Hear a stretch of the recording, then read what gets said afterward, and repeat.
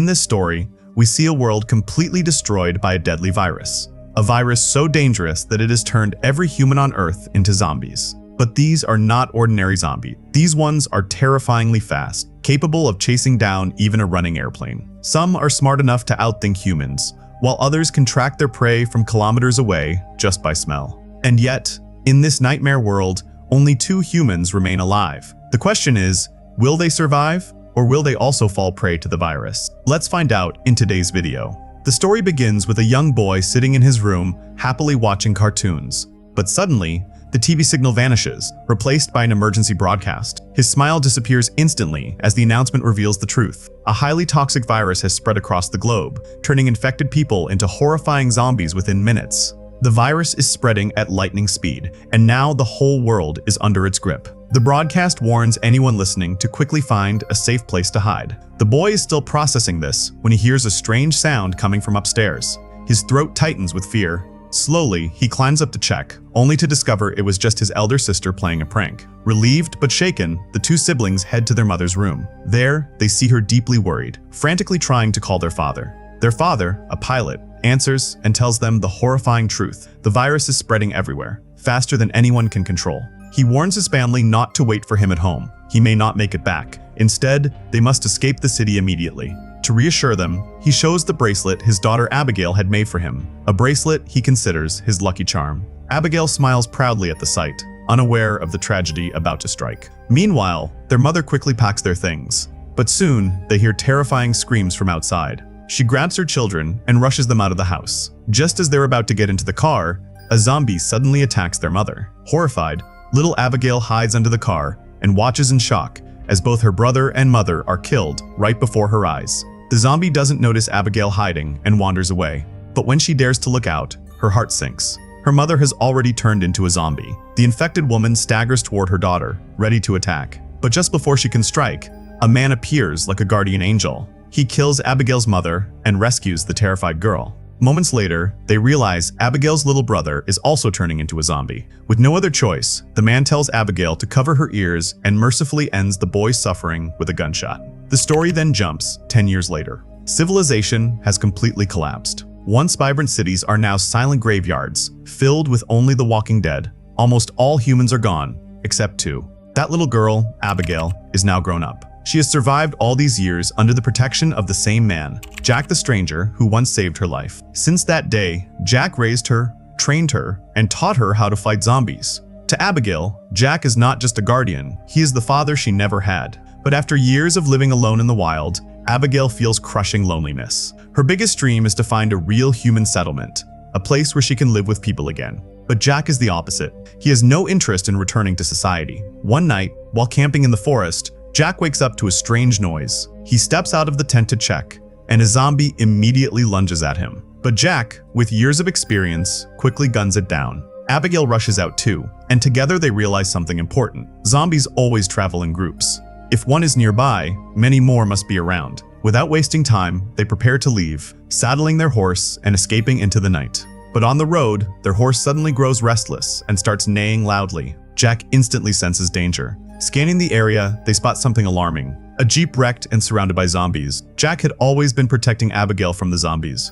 And now, with humanity nearly wiped out, they knew that every surviving human life was precious. That's why when they saw a man surrounded by zombies, saving him became their priority. But Jack also wanted to test Abigail's training, so he handed her the responsibility. He told her, "This time, you'll save him. Let's see if you're truly ready. Take a deep breath, aim carefully, and then shoot."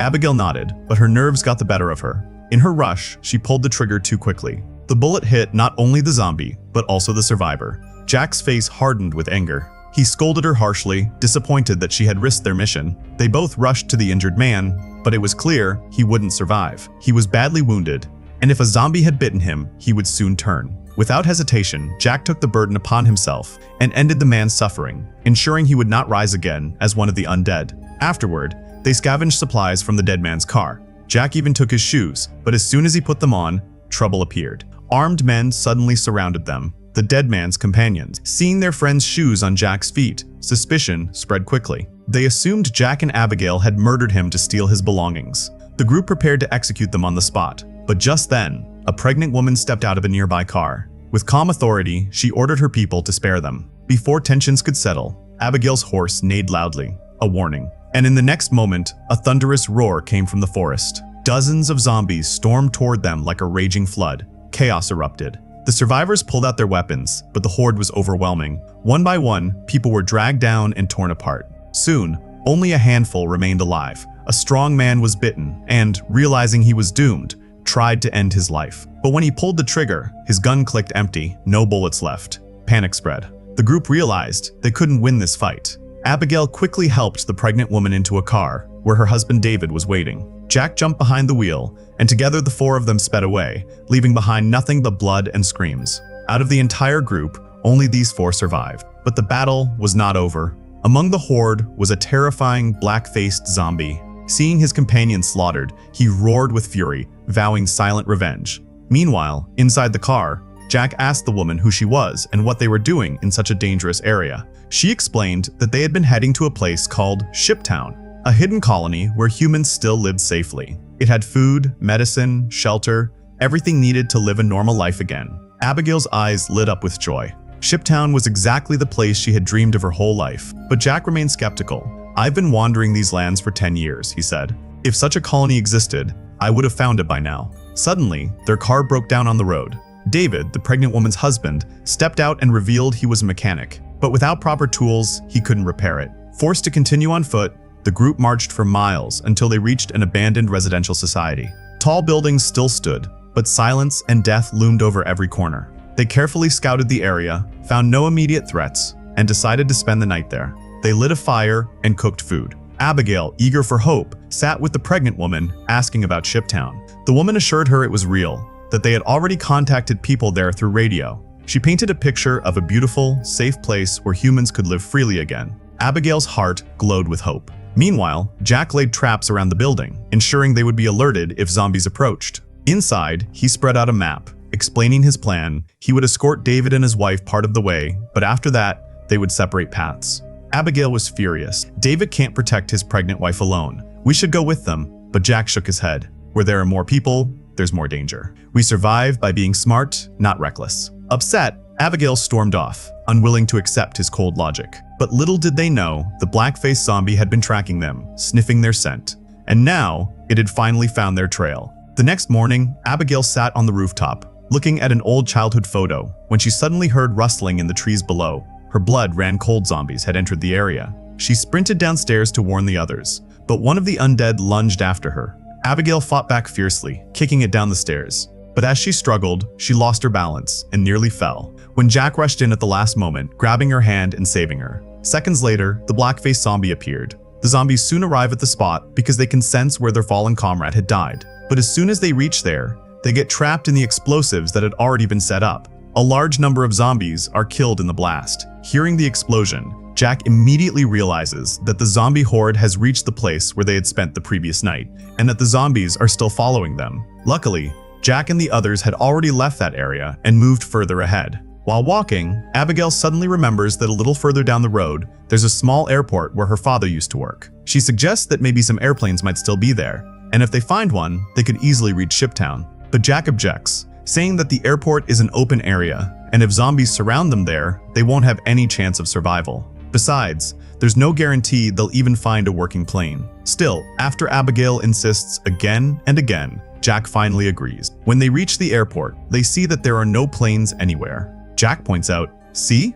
I told you there wouldn't be any airplanes here." But when they open a small garage nearby, they are surprised to find a small aircraft inside. Everyone is overjoyed because now the way to Shiptown seems much easier. However, the plane had not been used for many years, so the mechanic, David, says it needs some fixing. "Don't worry," he says. "I'll get it running in 10 to 15 minutes. While David works on the plane, Jack and Abigail start searching the airport for useful supplies. But soon, David spots something alarming through a binocular.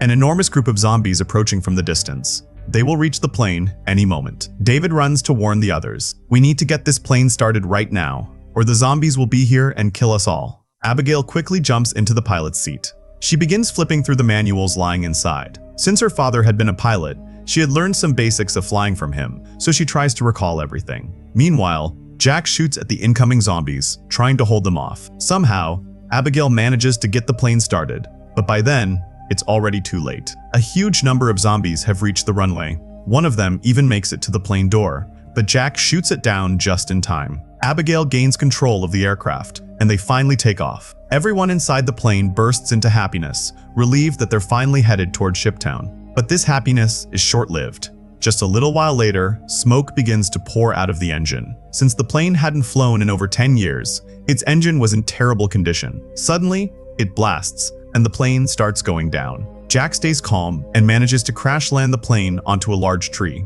Although everyone gets injured, they manage to survive. The plane is no longer usable, so they are forced to continue their journey on foot again. After walking a long distance, they reach an abandoned railway station. Since night had already fallen, they carefully check the area for danger. Seeing no zombies around, they decide to spend the night there. Checking the map, they realize that Shiptown is now only 2 days away. That night, the pregnant woman Megan approaches Jack to thank him. She says, "If it weren't for you, we would have never made it this far." Hearing this, Jack starts to feel sympathy for her and shares his story. He says that 10 years ago, when the zombie virus first broke out, the very first person he had to kill was his own wife because she was about to bite him. From that day till now, something inside him had died, and he had stopped feeling like a human being. "The only person I have left in this world is Abigail," he says, "and I'll protect her at any cost." Jack then adds that his purpose has changed. "From now on, my first priority is to get you safely to Shiptown." Megan is deeply moved to hear this. On the other side, David sits alone with a gun to his head, preparing to shoot himself.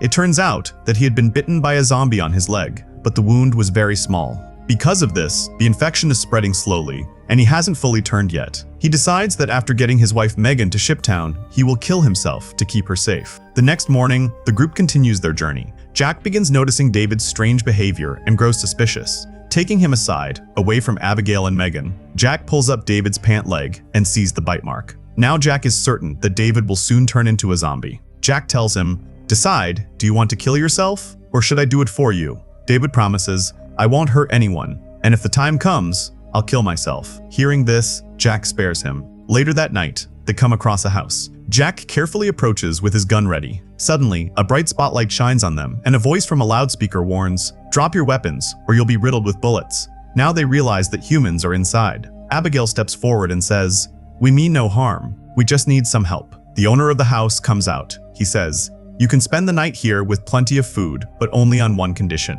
You must leave all your weapons outside." The group reluctantly agrees. Once inside, the man welcomes them warmly and introduces himself as a scientist. "I live here alone," he says. "I could have left, but for my research, a place like this is perfect." He serves them delicious food, the kind they hadn't eaten in ages. They eat ravenously. Afterward, the scientist even brings them drinks. For the first time in a long while, everyone feels relaxed, sitting and talking comfortably. But soon, his words start to sound strange. The scientist explains, "This virus may seem like a curse, but in reality, it has upgraded mankind. The weak will perish, and only the strong will survive as zombies. Zombies don't live for progress, they live only to feed, and that's why they deserve to rule the world." Hearing this, the group grows uneasy. At that moment, David starts feeling very sick and excuses himself to the bathroom. David looks into the mirror and realizes that the virus has completely spread throughout his body. When he returns to the hall, he sees Jack and the others lying unconscious. It turns out that the scientist had mixed a sedative in their drinks. Enraged, David attacks the scientist, but just then, the scientist presses a button on a device in his hand. Suddenly, David feels extremely weak and collapses to the ground. The scientist explains that he has spent years creating this device, one that allows him to move anywhere in the world, completely safe from zombies. With it, he can control zombies, which means he is destined to become the ruler of the world and make everyone dance to his tune. David eventually loses consciousness, and when he wakes up, he finds that he and his companions have been tied up. The scientist now prepares to conduct experiments on them. After this, the scientist asks, "Do you want to meet my wife?" He then reveals his wife, who is actually a zombie locked in a cage. The scientist had been feeding her humans, and it was on her that he first experimented and developed the device. When the scientist opens the cage, his wife immediately attacks him, but he quickly regains control over her and sends her to attack the 4 captives. She charges at Jack, but Jack kicks her away. At that moment, David, using the strength of the virus within him, breaks free from the ropes and releases the others as well. Sensing danger, the scientist flees. The 4 of them quickly grab their belongings and run outside, where they luckily find the scientist's car. They get in and drive into the forest. But the scientist isn't ready to give up. He uses his device to control a horde of zombies and send them after them. Jack speeds up the car, leaving the zombies far behind, but their path ahead is blocked. With no other choice, they abandon the car and continue on foot. Before long, the zombies catch up to them. Realizing that his time is running out and that he will soon turn into a zombie, David tells the others to go ahead while he stays behind to hold them off. His wife doesn't want to leave him, but David insists, saying, "You have to stay alive for our child. Everything I'm doing is for our baby." David then bravely fights the zombies, holding them back for as long as he can, giving his friends time to escape. Eventually, however, one zombie kills David. Meanwhile, Jack carries Megan in his arms and leads the group forward until they finally reach a human settlement. Abigail cries out for help as zombies close in from behind. Two guards stationed on a tower spot them and provide cover fire with their sniper rifles, taking down the zombies. Soon, a boat is sent for them, and the three survivors manage to board it, safely reaching a place called Shiptown. The black-faced zombie leader halts his horde as they cannot cross the water surrounding Shiptown. Meanwhile, Megan goes into labor and urgently needs medical help. Fortunately, doctors and hospitals are available in the town. The next morning, we see that this place is a town built by connecting several large ships together, surrounded entirely by water. Jack suggests leaving the town, but Abigail decides to stay, saying she enjoys living among people. This difference sparks an argument between them. A doctor then arrives with news.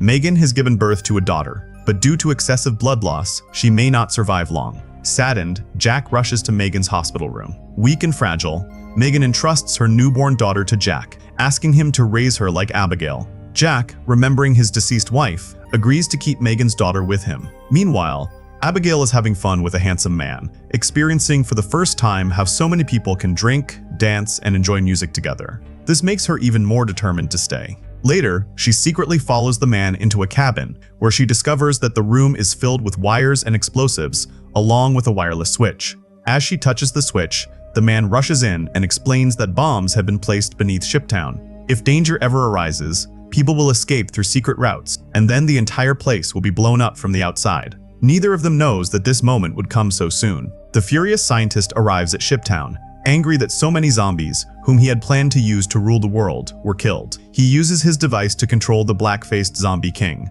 With the scientist's help, zombies can now cross the water beneath the ships and launch a surprise attack on the town, killing many people. Panic spreads everywhere. Jack learns about the attack and begins searching for Abigail, fighting off zombies along the way. Eventually, he finds her. At the same time, the scientist also reaches the ship and punches Abigail, knocking her down. Enraged, Jack charges at the scientist, but before he can reach him, a zombie pushes Jack into a water tank. The scientist follows him there, seeking revenge. He kicks Jack down, but Jack knows fighting the scientist directly is pointless. Instead, he strikes the scientist, grabs the device, and smashes it against the wall, destroying it. Now powerless to control zombies, the old scientist is soon devoured by them. Fortunately, in this camp, they had already prepared an escape route. Many of the survivors used the tunnels to reach the other side of the river. When the time came to trigger the bomb, the handsome boy hesitated to press the button because Abigail was still on the ship.